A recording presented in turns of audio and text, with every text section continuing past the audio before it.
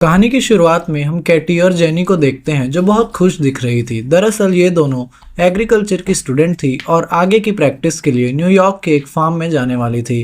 जिस बात को लेकर ये दोनों बहुत एक्साइटेड थी, वह सोच रही थी कि उन्हें वहां पर घूमने के साथ साथ बहुत सारी शॉपिंग करने का भी मौका मिलेगा। फिर अगली सुबह उन्हें लेने के लिए उनके अंकल जेसन आते हैं जो कि एक FBI एजेंट है, और वो उन दोनों को अपने घर पर ले आते हैं जहां पर उनकी मुलाकात जेसन की गर्लफ्रेंड क्लर्क से होती है। आगे हम देखते हैं कि इस नए शहर में आकर केटी और जेनी अपना नाम बदलने का फैसला करती है। केटी अपना नाम जोई रखती है और जेनी अपना नाम लीसा रख लेती है। फिर अगले दिन अंकल जेसन उन्हें बस स्टॉप पर छोड़ने जाते हैं जहां से आगे उन्हें फार्म के लिए एक बस पकड़कर जाना था। अब बस इंतजार में जेसन वहीं पर रुक जाता है, लेकिन केटी उसे कहती है कि बस जल्द ही आएगी, इसलिए आप अपने काम पर निकल जाओ। जैसे ही हम सेफली पहुंच जाएंगे हम आपको मैसेज कर देंगे। जेसन कहता है कि तुम मैसेज में कोड वर्ड का यूज करना ताकि अगर तुम किसी मुसीबत में फंस जाओ तो मैं तुम्हें बचाने आ सकूं। केटी मजाक में कहती है कि मैं ये एप्पल लिख दूंगी, लेकिन जेसन उन्हें बार बार अलग अलग वर्ड्स यूज करने को कहता है ताकि कोई उन्हें डिकोड ना कर सके। इसी दौरान सड़क पर से एक कार गुजरती है जिसके अंदर बैठे दो लड़के केटी और जेनी को घूरते हुए चले जाते हैं। खैर आगे जेसन के जाने के बाद वो दोनों एक कैफे में कॉफी पीने जाती है, पर तभी वहां पर वो दोनों लड़के भी आ जाते हैं जिनके नाम जेड और लक्स हैं। आगे बातों के दौरान वह दोनों उन्हें अपने नाम जोई और लीसा बताती है। साथ ही वो ये भी बताती है कि वह लोग एक एग्रीकल्चर फार्म पर जा रही है। तभी जेड कहता है कि हम भी वहीं पर जा रहे हैं, अगर तुम चाहो तो हमारे साथ चल सकती हो। लेकिन कैटी उन्हें मना कर देती है क्योंकि वह दोनों उनके लिए अजनबी थे।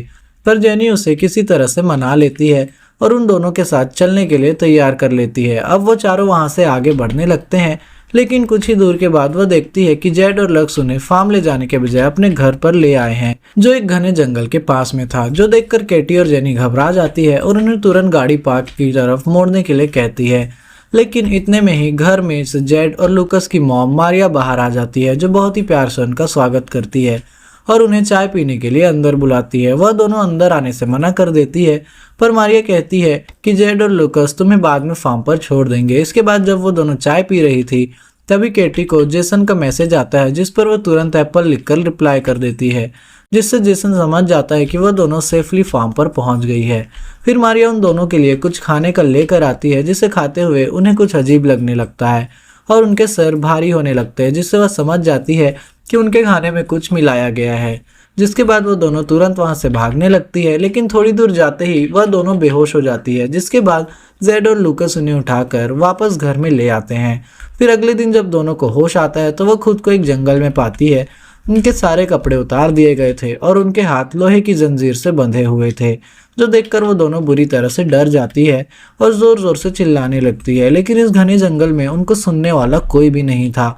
तभी वहां पर जेड आकर कहता है कि तुम दोनों कितनी मासूम हो, इतनी आसानी से हमारी बातों में आ गई। यहाँ पर कोई भी तुम्हारी आवाज सुनने वाला नहीं है, तो जितना चाहे चिल्लाना है चिल्ला लो। फिर कुछ देर बाद वहां पर बोरिस नाम का एक और आदमी आता है जिसने केटी का फोन ले रखा था। वो उस फोन को दिखाते हुए पूछता है कि तुमने किसी जेसन नाम के एक आदमी को मैसेज किया था जिसे तुमने पिछली बार एप्पल लिखकर भेजा हुआ है, क्या मतलब है इसका? केटी घबराते हुए कहती है कि एप्पल एक कोड वर्ड है जिसका मतलब है कि हम दोनों सेफ है। यह सुनकर बोरिस तुरंत जेसन को रिप्लाई करता है कि सब ठीक है और साथ ही में एप्पल भी लिख देता है ताकि जेसन को कोई शक ना हो। आगे वो लोग केटी और जेनी से जबरदस्ती उसके सामने नहाने के लिए कहते हैं, लेकिन तभी वहां पर एक पुलिस ऑफिसर आ जाता है जिसे देखकर उन दोनों को मदद मांगने लगती है। पर अगले ही पल उन्हें पता चल जाता है कि वह पुलिस ऑफिसर भी उन लोगों के साथ मिला हुआ था, जो देखकर वो दोनों और भी ज्यादा डर जाती है क्योंकि उनके पास भागने का अब कोई भी रास्ता नहीं था। आगे केटी और जेनी उन्हें रिक्वेस्ट करने लगती है कि प्लीज हमें यहाँ से जाने दो, हम किसी को कुछ नहीं बताएंगे, अगर तुम चाहो तो हम तुम्हें पैसे भी दे सकते हैं। लेकिन वो लोग उनकी नहीं सुनते। जिसके बाद वो पुलिस ऑफिसर एक टैबलेट लेता है और केटी के पीछे चला जाता है। थोड़ी देर बाद वह केटी के कंटेनर से बाहर निकलता है और हम केटी को रोते हुए देखते हैं, जिसका मतलब था कि उसने केटी के साथ जबरदस्ती गलत काम किया था। दूसरी तरफ जेसन को बहुत चिंता हो रही थी क्योंकि केटी ने मैसेज में एप्पल शब्द का इस्तेमाल 2 बार किया था, जिसका मतलब उसका फोन किसी और ने इस्तेमाल किया है। इसके बाद जेनी के कंटेनर में एक पागल और नशेड़ी आदमी भेजा जाता है जो अंदर से आता है और जेनी के ऊपर जलती हुई सिगरेट लगाता है। जिससे जेनी जोर जोर से चीखने लगती है, जिसके बाद वो उसके साथ भी जबरदस्ती इंटीमेट होता है। दरअसल वो लोग पैसों के लिए इन दोनों के साथ जबरदस्ती गलत काम करवा रहे थे। दूसरी तरफ जेसन न्यूयॉर्क एग्रीकल्चर फार्म में कॉल करता है, जहाँ उसे पता चलता है कि केटी और जेनी तो कभी वहां पर पहुंची ही नहीं, जिससे उसे यकीन हो जाता है कि वह दोनों किसी बड़ी मुसीबत में हैं और वह उन्हें ढूंढने के लिए निकल पड़ता है। उधर केटी और जेनी मुंह पर जेड लूकस मास्क पहना देते हैं और फिर वहां पर एक अनजान आदमी को बुलाते हैं जिसने खुद भी मास्क पहना हुआ था। फिर जब जेड और लूकस उन्हें उनके मास्क हटाते हैं तो वह दोनों लड़कियां डर के मारे जोर जोर से चिल्लाने लगती है। तभी वह आदमी जेनी को चुनता है और उसे अपने साथ कंटेनर में ले जाता है। फिर उसके वहां से जाने के बाद जब केटी जेनी के पास जाती है तो वो देखती है कि उसकी हालत बहुत ज़्यादा खराब हो चुकी है और उसे बहुत तकलीफ हो रही है। दूसरी तरफ जेसन पुलिस स्टेशन पहुंचता है और एक पुलिस ऑफिसर से मिलता है, लेकिन उसे क्या पता था कि ये पुलिस ऑफिसर वही आदमी है जिसने केटी के साथ गलत काम किया था। जेसन उसे कहता है कि मैं एक FBI एजेंट हूँ और मुझे शक है कि मेरी भतीजी का अपहरण हुआ है। जब पुलिस ऑफिसर पूछता है कि तुम्हें ऐसा क्यों लगता है, तब जेसन कहता है कि मैंने अपनी भतीजी से कहा था कि कोड वर्ड का इस्तेमाल सिर्फ एक बार करना, लेकिन उसने दोबारा भेजा है। साफ है कि वह किसी मुसीबत में है। आगे जेसन के जाने के बाद वो ऑफिसर बोरिस को यह सारी खबर देता है कि केटी के अंकल एक एजेंट है और उसने हमारे कोड वर्ड के बारे में झूठ कहा था। इसके बाद बोरिस जेडी से वहां से थोड़ा दूर ले जाता है कि हमें इन दोनों लड़कियों को जल्दी ठिकाने लगाना होगा, नहीं तो हम मुसीबत में पड़ सकते हैं। साथ ही हमें यहाँ आने वाली और भी लड़कियों को भी पकड़ना है। वहीं केटी चुपके से उनकी सारी बातें सुन रही थी, जिसके बाद बोरिस केटी के कंटेनर में जाता है और उसके साथ इंटीमेट हो जाता है। दूसरी तरफ जेसन उसी कैफे में जाता है जहाँ पर केटी और जेनी को आखिरी बार देखा गया था। वहाँ पर काम कर रहे आदमी से वह केटी और जेनी के बारे में पूछता है, जिस पर वह उसे बोरिस की गाड़ी के बारे में बताता है। फिर अगले दिन केटी जेनी को बताती है कि ये लोग हमें मारने का प्लान बना रहे हैं और तभी वहाँ पर जेड और बोरिस उसी आदमी को अपने साथ लेकर आते हैं जिसने केटी के साथ गलत काम किया था। वह दोनों उससे कहते हैं कि हम थोड़ी देर में ही यहाँ पर वापस आएंगे, तब तक तुम इन लड़कियों पर कड़ी नजर रखना ताकि ये कहीं भाग ना जाए। अब उनके जाते ही केटी का एक प्लान बनाती है। वह उस आदमी को अपनी ओर आकर्षित करने लगती है और इसी दौरान वह जैसे ही आदमी के करीब आती है वो उसके गले पर काट लेती है। तभी वो आदमी चिल्लाता हुआ जमीन पर गिर जाता है और वहीं पर उसकी मौत हो जाती है, जिसके बाद वो दोनों अपनी हथकड़ियां खोल देती है और वहीं पास में छुप जाती है। फिर कुछ देर बाद जब वो पुलिस वाला वहां पहुंचता है तो वो दोनों चुपके से उसकी गाड़ी चुराकर वहां से भाग निकलती है, जिसके बाद वो दोनों एक मॉल में जाती है और वहां से बहुत सारा सामान खरीदने लगती है, जैसे कि कुल्हाड़ी, हथौड़े, टेनिस बॉल, बहुत सारी कील और कई और भी चीजें। हम देखते हैं कि वो दोनों भाग नहीं रही थी बल्कि अपना बदला लेने की तैयारी कर रही थी। इसके बाद केटी मॉल के कैशियर के पास जाकर उससे बोरिस के घर का पता पूछती है और वह उन्हें पता बता देता है। दूसरी तरफ जेसन बोरिस की कार की इंश्योरेंस कंपनी में पहुंचता है जहां उसे बोरिस का एड्रेस भी मिल जाता है। वहीं पर हम बोरिस को देखते हैं जो अपने घर पर म्यूजिक सुनते हुए रिलैक्स कर रहा था, पर तभी अचानक से केटी और जेनी वहां पर पहुंच जाती है और कीली लगी हुई टेनिस बॉल को उसके चेहरे पर फेंक देती है, जिससे वो वहीं पर बेहोश हो जाता है। फिर जब उसको होश आता है तो वो खुद को एक टेबल से बंधा हुआ पाता है। वो बहुत चिल्लाता है और उसे छोड़ने के लिए उन्हें पैसा भी ऑफर करता है, लेकिन वो दोनों उसे मना कर देती है। इसी दौरान जेसन भी बोरिस के घर पहुंच जाता है, लेकिन अंदर केटी और जेनी बोरिस से उस मास्क वाले आदमी का एड्रेस पूछ रही थी। तभी डर के मारे बोरिस उन्हें वो एड्रेस बता देता है। इसके बाद वो दोनों कीलों से भरा हुआ डंडा बोरिस के पिछवाड़े में घुसा देती है, जिससे वो दर्द के मारे चिल्लाने लगता है। तभी उसकी आवाज सुनकर जेसन जल्दी से घर के अंदर आता है और देखता है कि बोरिस वहां पर मरा पड़ा है। तभी उसे बाहर की गाड़ी की आवाज आती है, लेकिन जब तक वो बाहर जाता है जेनी वहां से निकल चुकी थी।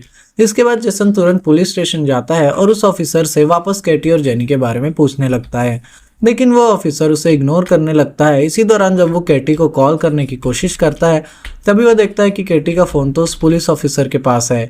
अब जेसन सब कुछ समझ चुका था, पर तभी वहां ऑफिसर उस पर गन पॉइंट कर देता है। दूसरी तरफ केटी और जेनी एक चर्च में पहुंचती है। दरअसल वो मास्क वाला आदमी और कोई नहीं बल्कि इसी चर्च का पादरी था। तभी वह पादरी उन्हें देखते ही पहचान जाता है, पर तभी केटी के पीछे उस पर हमला कर देती है और वह बेहोश हो जाता है। इसके बाद वो दोनों उसे गाड़ी के पीछे बांधकर घसीटते हुए टाउन की ओर ले जाती है, जहां वो एक दुकान में माचिस और पेट्रोल खरीदती है और फिर उस पर पेट्रोल डालकर उसे जिंदा जला देती है। दूसरी तरफ जेसन को भी पुलिस ऑफिसर कुर्सी से बांध देता है और फिर कुछ देर बाद वो दो और नई लड़कियों को किडनैप करके लाता है। वो उनके साथ भी गलत काम करने की कोशिश करता है, लेकिन तभी कैटी और जेनी वहां चुपके से आती है और उसके सर पर डंडा मारकर उसे बेहोश कर देती है। थोड़ी देर बाद जब उसे होश आता है तो वो खुद को एक कुर्सी से बंधा हुआ पाता है। वो घबराकर उन दोनों से माफी मांगता है, लेकिन वो उसकी एक नहीं सुनती, जिसके बाद कैटी गन में सिर्फ एक बुलेट डालकर उसके साथ खेलने लगती है। वो बार बार ट्रिगर करके उसे डराती है, लेकिन वह हर बार बच जाता है। तभी वहां ऑफिसर हंसने लगता है, लेकिन अगले ही पल कैटी उसे शूट करके मार डालती है, जिसके बाद वो उन दोनों लड़कियों को आज़ाद करके उन्हें जेसन को खेलने के लिए कहती है और फिर वह दोनों वहां से चली जाती है। इसके बाद हम जेड और लूकस की मॉम मारिया को देखते हैं जो ड्रिंक कर रही थी। तभी अचानक उसका सर घूमने लगता है और वह बेहोश हो जाती है। थोड़ी देर बाद जब उसे होश आता है तो वह खुद को बेसमेंट में बंधा हुआ पाती है। तभी वह देखती है कि उसके सामने जेड भी बंधा हुआ था। इसी दौरान वहां पर कैटी और जेनी आती है और मारिया के सामने ही जेड को डंडे से पीटने लगती है। जेड दर्द से चिल्ला रहा था, लेकिन वह नहीं रुकती और उसे मार मार कर उसकी जान ले लेती है। यह देखकर उसकी मॉम जोर जोर से रोने लगती है। इसके बाद वो दोनों मारिया को लूकस के पास लेकर आती है और लूकस के हाथ में डंडा देकर उसे अपनी ही मॉम को मारने के लिए कहती है। वो उसे धमकी देती है कि अगर उसने ऐसा नहीं किया तो वो उसे शूट कर देंगी, लेकिन फिर भी लूकस उसे नहीं मार पाता और तभी जेनी उसे शूट करके मार डालती है, जिसके बाद वो उस गन को साफ करके क्लूज हाथ में रख देती है और ताकि पुलिस को ऐसा लगे कि माँ बेटे ने आपसी लड़ाई में एक दूसरे को मार डाला। तभी मारिया डर के मारे रोने लगती है और उन्हें कहती है कि अगर तुमने मुझे जाने दोगी तो मैं तुम्हें बहुत सारा पैसा दे सकती हूँ। लेकिन तभी कैटी और जेनी उसकी बात सुनकर हंसने लगती है, क्योंकि ये सारा किया कराया मारिया का ही था और उसने चंद पैसों के लिए ना जाने कितनी लड़कियों के साथ ऐसा किया था। जिसके बाद कैटी एक चेन सा मशीन उठाती है और उसका सर धड़ से अलग कर देती है। फिर कहानी के अंत में हम देखते हैं कि कुछ दिनों बाद जेसन कैटी और जेनी के घर पर जाता है, जहाँ वो उन्हें अपने साथ लेकर न्यूयॉर्क वापस आ जाता है। जिसके बाद वो दोनों फाइनली अपनी प्रैक्टिस पूरी करने के लिए न्यूयॉर्क एग्रीकल्चर पार्क में पहुंच जाती है। और दोस्तों, इसी के साथ ये कहानी खत्म होती है।